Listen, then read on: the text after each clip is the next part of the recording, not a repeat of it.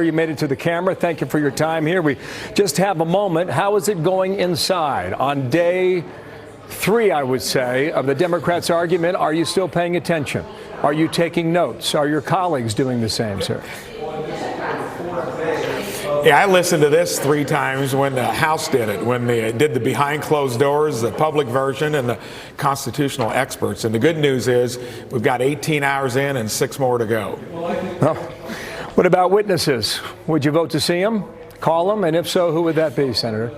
I think we'll get to witnesses, and at this point, I think if you do this the same way they did it during the Clinton proceedings, you know, they had televised witnesses. We've already had 11 that we've heard from the House side, and if I have not heard anything new, it's all been repackaged, framed with audio visual, but nothing new. And I think most of us, when we get to that crossroads, will probably feel we've heard enough, but I'll remain open-minded and listen.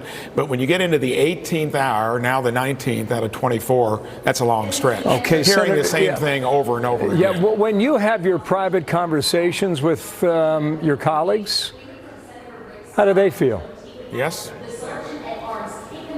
I think they feel almost the same way. I mean, you've got some people that maybe didn't pay as close attention in the House versions that are picking up some new information. But if you haven't gotten it through the first 18 hours, because literally it's been the same thing repeated in different fashions 4 to 5 times. And I'll give them this. They put a lot of circumstantial evidence together, but you know, the quid pro quo did not happen. Actually, they're building a flimsy case based upon a circumstantial case, and I don't think it's going to muster. And I don't think that new witnesses are going to make a difference, but we'll wait and see. Senator, one last thing here. There was a photo that came up a few days ago with you and Lev Parnas, and Rudy Giuliani was in that photo also. Do you want to explain what was behind this?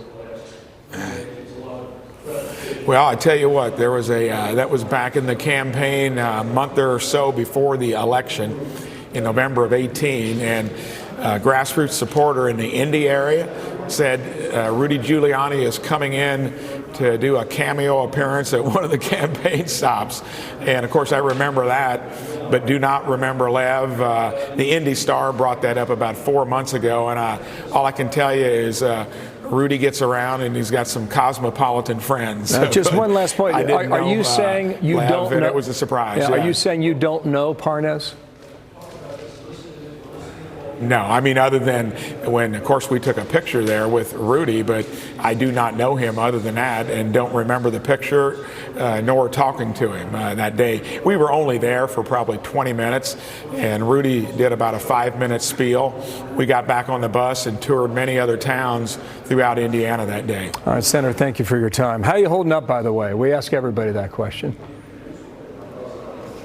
Holding up fine. It's the drudgery, though, of hearing the same thing over and over, but we're getting near the end, and the big dynamic difference is going to be we haven't heard from the president's team, and I think it's going to be much more concise. It's going to be easier to understand and not swamped with the same information over and over again. Senator, thank you for your time. Mike Braun, the Republican from Indiana. Thank you.